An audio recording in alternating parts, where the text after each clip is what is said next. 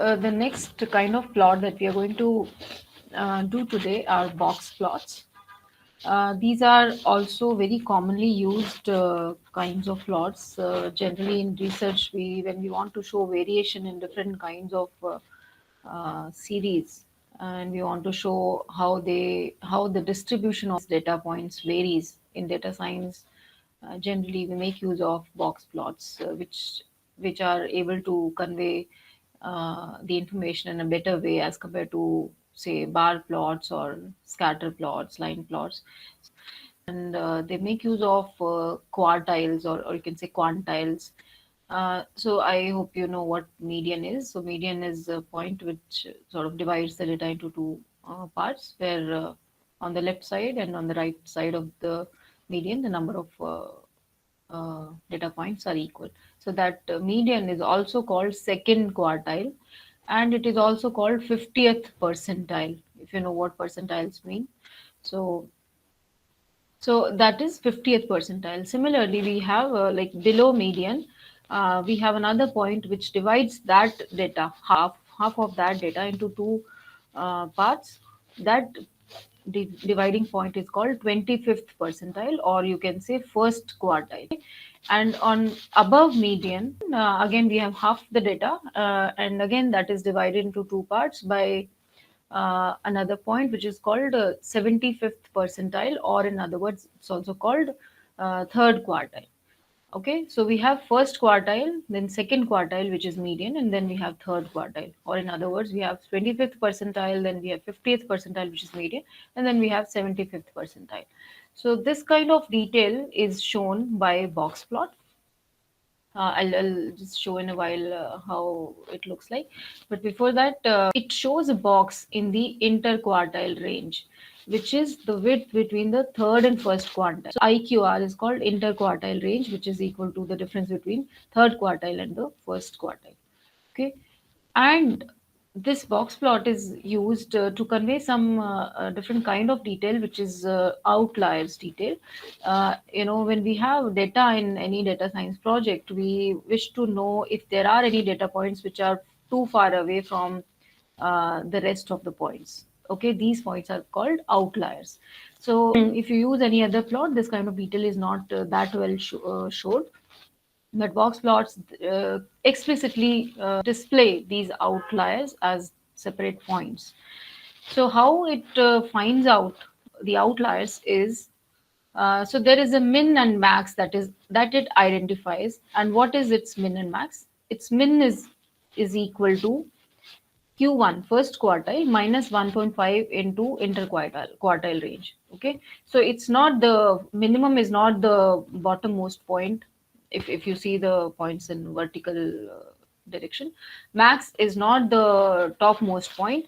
So min and max are defined by this Q1 first quartile minus 1.5 into interquartile range, and max is similarly Q3 plus 1.5 into interquartile range. Now any point that lies outside of this particular range, minimum and maximum, any point which doesn't lie between minimum and maximum is termed as an outlier. Okay, let's see it in action. Enough talking. So this is one box plot. So whenever a box plot you see somewhere, you should be able to interpret it. You should be able to see what it's trying to convey. So in research papers, you generally come across these plots. So I hope you now would be able to understand what this they are representing. So what I'm doing here is I'm creating four lists of data points, but what I'm plotting here is only one list. We'll show the rest later. That's what I was telling you. These plots are used to compare different data points. So here I'm showing just one data point, x1. I'm generating 500 random data points. Okay. Yeah. So you simply write plt dot box plot. That's the command, and x1 is what I'm showing. So you see this line, orange line is the median, and this bottom one represents first quartile, and this line represents the third quartile, and this represents the maximum, and this so these are called whiskers. These endpoints are called whiskers. This first whisker, bottom whisker, represents the min, and this top whisker represents the max, and this is a point that you see. Now this point is an outlier. Okay, in some kind of data you would not see any such point, which means the data doesn't have any outlier. In some plots you will see many outliers. So this is the kind of detail that this plot represents, and you can also see that median lies around 50. Okay, now I want to compare these four kinds of data. I hope this is vaguely visible. I hope you can see the four box plots. So what I'm doing is I'm plotting all the four data points, and they are kept inside a list. So please mind the syntax. So inside these circular brackets, what I'm putting is a list which contains the four numpy arrays: x1 comma x2 comma x3 comma x4. So all these four are displayed. Now you can easily compare them here. So you see that in first set of data points, the median lies around 50. In the second one, it goes close to 80, 90, and in third one it's less than 50, and in fourth one it's again close to 50. So that's one comparison that you're able to make. And then you see the spread of the data. In first one, you see the variance is less, right? In the last one, the variance is high, right? The data is scattered too much. You see this whole line from min to max, there is a too much range, whereas the min and max in the first case is very much narrow, which means the deviation amongst the data points is very less. Okay, that is also because of the data, the kind of data that we generated, right? This normal data that we generated. If you remember, the second point represents the variance, okay, and the first one represents the mean. Okay, so this that accordingly this box plot shows the data. So in the first one the variance is less, in the last one variance is the highest, and also the means as per we generated the data is shown in this box plot. You also see the outliers.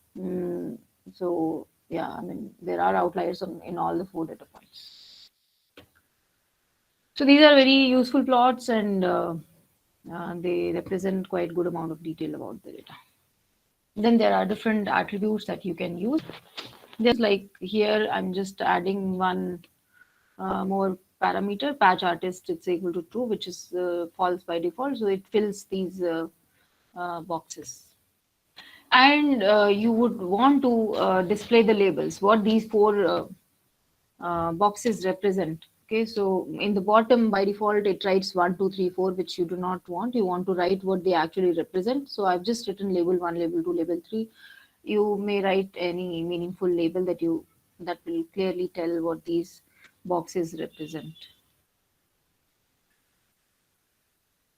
By default, the box plots are vertical. You can make them horizontal like this. Okay, so you can display the same information like this.